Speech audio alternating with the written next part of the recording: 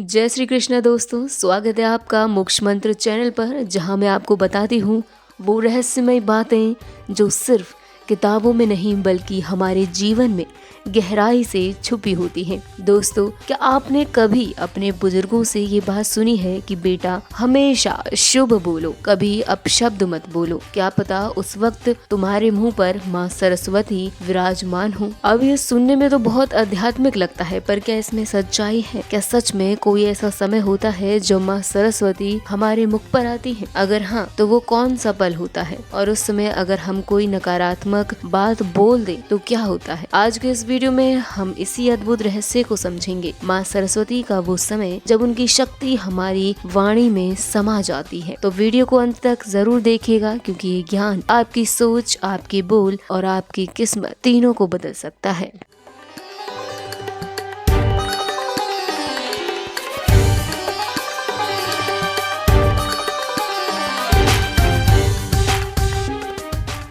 माता सरस्वती ज्ञान, बुद्धि, वाणी और संगीत की देवी है। वो हर उस व्यक्ति के भीतर वास करती है जो सत्य बोलता है, शुभ सोचता है और अच्छा कर्म करता है। ऐसा कहा जाता है कि सृष्टि के आरंभ में जब ब्रह्मा जी ने संसार की रचना की तो उनके मुख से एक दिव्य स्वर उत्पन्न हुआ। वही स्वर था सा, और इसी सा स्वर से संसार में मधुरता आई। नदियों को कलकल की आवाज मिली, पक्षियों को चहचहाने की शक्ति मिली और मनुष्य को बोलने का सामर्थ्य मिला। माँ सरस्वती ने ही हमें वाणी दी और इसी वजह से उन्हें वाग देवी भी कहा जाता है। हमारे बड़े बुजुर्ग हमेशा कहते थे, बेटा शुभ बोलो, अच्छा सोचो। वो केवल नैतिकता नहीं सिखाते थे बल्कि एक आध्यात्मिक सच्चाई बताते थे, क्योंकि शब्द सिर्फ आवाज नहीं होते, शब्द ऊर्जा होते हैं, वाइब्रेशन होते हैं, और जब ये वाइब्रेशन किसी भावना के साथ निकलती है तो ब्रह्मांड में गूंजती है। अगर आपने शुभ बोला तो वो ऊर्जा आपके पास वापस शुभ बनकर लौटती है। अगर आपने नकारात्मक बोला तो वही नकारात्मकता आपके जीवन में लौट आती है। इसलिए हमारे ऋषि मुनि हमेशा कहते थे, वाणी में संयम रखो। अब बात करते हैं उस रहस्यमय समय की जिसे माँ सरस्वती का मुख काल कहा गया है। धर्म ग्रंथों और कई पुराणों में इसका उल्लेख मिलता है कि रात के 3:10 से 3:15 तक का समय ऐसा होता है जब माँ सरस्वती स्वयं प्रत्येक मनुष्य की जुबान पर आसीन होती है। अब आप सोचेंगे, अरे उस समय तो हम सो रहे होते हैं, तो इसका क्या मतलब हुआ? तो ध्यान दीजिए, ये समय केवल प्रतीक है। ये वो ऊर्जा का चरम बिंदु होता है जब ब्रह्मांड सबसे शांत, सबसे सूक्ष्म और सबसे पवित्र अवस्था में होता है। इसे ब्रह्म मुहूर्त का हिस्सा भी कहा गया है। रात के उस सन्नाटे में जब सारी दुनिया सो रही होती है, ब्रह्मांड की शक्तियाँ सक्रिय होती हैं, और अगर कोई व्यक्ति उस समय जाग रहा हो, ध्यान कर रहा हो या माँ सरस्वती का स्मरण कर रहा हो, तो उसके हर शब्द, हर विचार में शक्ति होती है। यही वजह है कि ऋषि मुनि, साधु, संत और योगी इस समय जब तब, साधना या यज्ञ करते हैं, क्योंकि यही वो क्षण होता है जब देवता प्रकट होते हैं, यानी आपकी प्रार्थना तुरंत सुनी जाती है। अब आप सोचेंगे कि अगर ये सिर्फ 5 मिनट है तो फिर उसका असर सुबह तक क्यों बताया गया है? तो इसका कारण है ऊर्जा की स्थिरता। जैसे कोई दीपक जलाने के बाद उसकी लौ कुछ देर तक स्थिर रहती है, वैसे ही ब्रह्म मुहूर्त की वो ऊर्जा प्रातः काल तक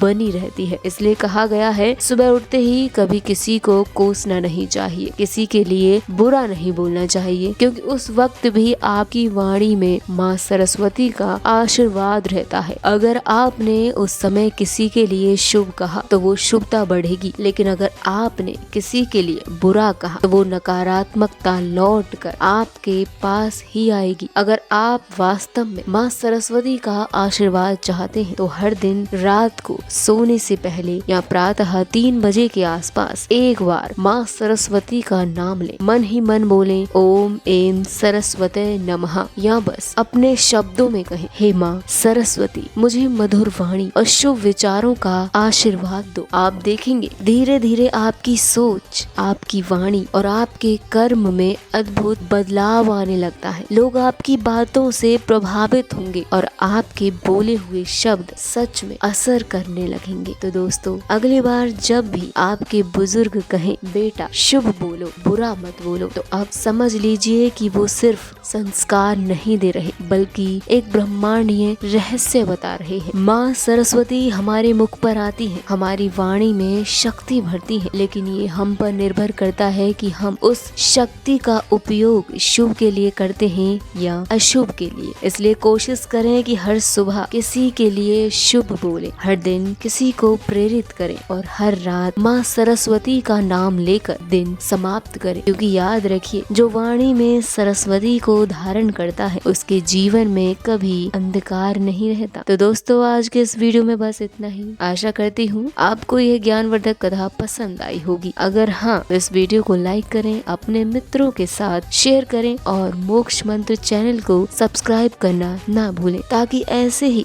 दिव्य रहस्यों से भरी बातें आप तक लगातार पहुंचती रहें। फिर मुलाकात होगी अगले वीडियो में, जहां हम बात करेंगे एक और आध्यात्मिक रहस्य की जो बदलेगा आपका दृष्टिकोण और जीवन दोनों। तब तक के लिए जय श्री कृष्णा।